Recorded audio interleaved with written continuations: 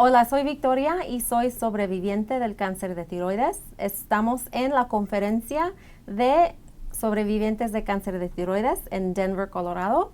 Estoy aquí con doctora Amanda La Greca. Doctora La Greca, gracias por estar aquí hoy con nosotros. Bueno, muchas gracias. Vamos a hablar sobre la atención de seguimiento de por vida para los pacientes del cáncer de tiroides. Pero primeramente, ¿puede contarnos un poco sobre usted? Sí, claro. Bueno, soy argentina, me formé en la Universidad de Buenos Aires y ni bien terminé, me vine a los Estados Unidos y hice todo mi entrenamiento acá. Hice primero una residencia de medicina interna, después hice la fellowship, la subespecialidad en endocrinología en la Universidad de Oklahoma, y después hice una subespecialidad en cáncer de tiroides en Memorial Sloan Kettering Cancer Center en Nueva York con Dr. Mike Tuttle. Es un amigo de Taika. Exactamente. Muy bien, nos encanta que está aquí usted con nosotros hoy. Gracias. Bueno, muchas gracias a ustedes por la invitación. Entonces usted es endocrinóloga. Endocrinóloga, Muy sí. bien. Ahora hace un poco menos de un año que estaba trabajando en la Universidad de Oklahoma y ahora trabajo para la Universidad de Colorado con el equipo de Brian Haugen en cáncer de tiroides. Otro amigo de Taika. Muy bien, gracias. Entonces, ¿puede contarnos un poco sobre cómo se ve típicamente el plan de tratamiento inicial para el cáncer de tiroides y luego cómo es el tratamiento de por vida? Bueno, el tratamiento inicial del cáncer de tiroides primariamente es quirúrgico. Antes hacíamos un modelo más único para todos los pacientes, que era tiroidectomía total. Ahora hay varias opciones y hacemos o lobectomía, que es la resección parcial de la glándula tiroides, o la tiroidectomía total, que significa la resección total de la glándula tiroides. En algunos casos que se hace active surveillance, que es vigilancia activa, de algunos microcarcinomas que incluso no se recomienda la cirugía y se hace observación. Una vez que el paciente se hizo la tiroidectomía total, se decide o no si se necesita el yodo radioactivo. Y digo total porque en las lobectomías no se puede hacer yodo radioactivo después de eso. Tiene que ser una tiroidectomía total. Y la conducta se elige de acuerdo con el tumor primario, los factores de riesgos y la evaluación preoperativa.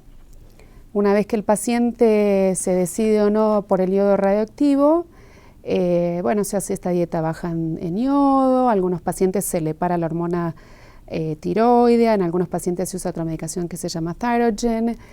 La idea es tener la más alta captación de yodo por esas células donde hay una destrucción de tejido normal y de células cancerígenas si las hubiese con el yodo radioactivo. Y después el paciente sigue tomando hormona tiroidea de por vida.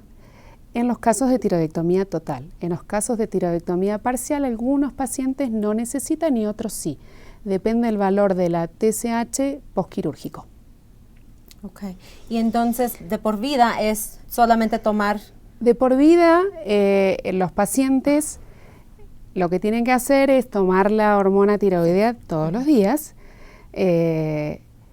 Los que terminan tomándola, ¿no? En la tiroidectomía total, y enfatizo esto porque hay muchos pacientes que hoy en día van a parcial, a lobectomía parcial o a tiroidectomía parcial. Sí.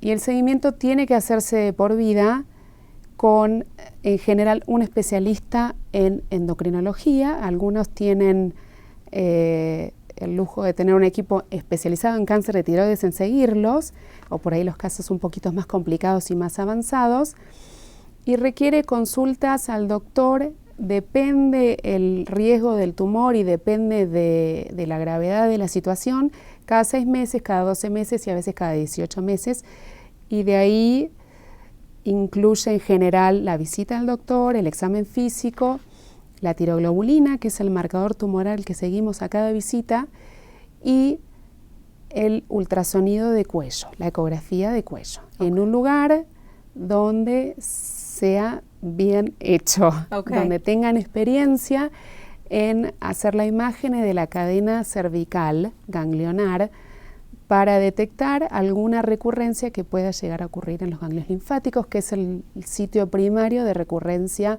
o de persistencia del cáncer de tiroides. Es información muy importante, gracias. Y entonces, para una persona como, por ejemplo, mi doctor ya me ha dicho que yo no tengo evidencia de enfermedad. En casos así, una persona todavía necesita ir de vez en cuando o por vida al doctor, o ya estoy bien, ya no tengo que ir al doctor. En general se dice que no tiene evidencia de enfermedad cuando el examen físico es negativo, quiere decir que no palpamos ningún ganglio cervical o que no hay anormalidades en el examen físico, cuando la tiroglobulina es no detectable o muy bajita para el nivel de ese paciente, y cuando los estudios por imágenes, sea ultrasonido de cuello, tomografía computada, son negativos. Eso se llamaría que no hay evidencia de enfermedad. En esos casos que decimos que hay una respuesta excelente al tratamiento, en general los vemos anualmente. No se necesita ultrasonido todas las visitas, pero sí una tiroglobulina y un examen físico y una TSH, por supuesto, para ver en qué nivel tenemos que darle la levotiroxina. Si el riesgo del paciente es un poquito más alto, y esto lo digo porque el carcinoma, en general el carcinoma de tiroides, disemina muy tempranamente a los ganglios linfáticos del cuello. Entonces hay muchos pacientes que tienen lo que llamamos metástasis ganglionares cervicales. Esos pacientes necesitan, por ende, seguimiento de por vida, porque si algo crece o aparece en la vida de ese paciente en general es en el cuello y necesitan que lo estemos monitoreando activamente. A medida que los años pasan y que no aparece evidencia de enfermedad, podemos aumentar los chequeos a 1 año, 18 meses, 3 años y 5 años, por ejemplo. Okay. Y entonces, si uno descuida su atención, ¿hay riesgo de recurrencia? Claro, no es que el descuido de la atención aumenta el riesgo de recurrencia, que si ese paciente tuviese una recurrencia y no se hace atender, no la podríamos detectar. Claro. Entonces, en general, sí recomiendo que los pacientes sin evidencia de enfermedad se hagan de vez en cuando, en algunos años, de 3 a 5 años, un examen físico y un laboratorio con una TSH y una tiroglobulina. Pero repito, en general los primeros años es anual, y estoy hablando de los pacientes de bajo riesgo. Y después se puede aumentar a 18 meses, 3 años, 5 años. Nosotros tenemos un programa que se llama Sobrevivientes de Cáncer de Tiroides, sin evidencia de enfermedad, y que los vemos cada 5 años. Oh, okay. Y no es necesario en todas las veces hacer ultrasonido del cuello para ver la cadena linfática ganglionar. Si ese paciente tiene una tiroglobulina no detectable, si ese paciente tiene una TSH apropiada para el riesgo de recurrencia y el examen físico es negativo, los vemos cada 5 años. Okay. Y en alguna de esas visitas podemos llegar a ordenar un ultrasonido de cuello para ver y para investigar y para asegurarnos de que no haya recurrencia. Ok, ¿hay algo más, otra cosa que usted piensa que los sobrevivientes deberían de saber?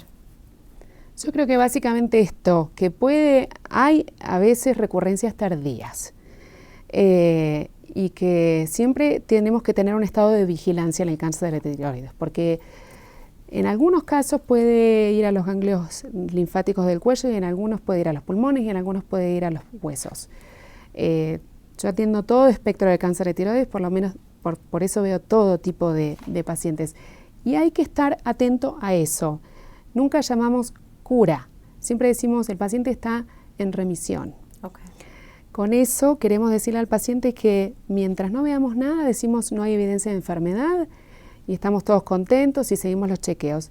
Cuando aparece algo, vamos a atacar ese foco, vamos a investigar más, vamos a pedir más estudios, más laboratorios, más imágenes, y esa es la vigilancia que se necesita, porque es un cáncer que permite actuar, permite y tiene muchas opciones terapéuticas para ofrecer. Por eso es bueno tener en cuenta eso, que la historia del paciente, y que no se olviden de ponerlo en su historia clínica y mencionarlo todas las veces para que nosotros sepamos eso y nos podamos comunicar entre nosotros sabiendo que ese paciente tiene esa historia. Doctora La Greca, muchas gracias por estar aquí hoy con nosotros. Bueno, muchísimas gracias a ustedes por la invitación. Encantada de hablar para acá, para Taika.